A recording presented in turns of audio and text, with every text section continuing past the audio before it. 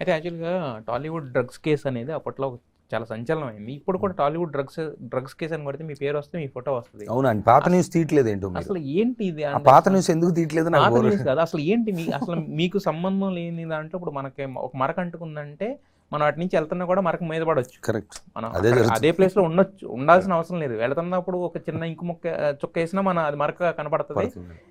చెప్తారు అది ఏంటి ఏం జరిగింది చెప్పండి అసలు ఎగ్జాక్ట్ గా డ్రగ్స్ కేసులు ఎప్పుడండి ఏది? అప్పుడు ఇంతకు ముందు మీ పేరు కానీ మీ ఇది కానీ అప్పుడు బీపీఎం అనే నైట్ క్లబ్ తోటి అసోసియేట్ ఉన్నప్పుడు అందరూ అంటే నాతో పాటు 10-12 మందిని పిలిచారు. వాళ్ళు దే హ్యాడ్ దేర్ క్వశ్చన్స్ అడిగారు, పంపించారు, and then they gave clean chit. అదే జరిగింది, అంతకంటే జరిగింది ఏముంది?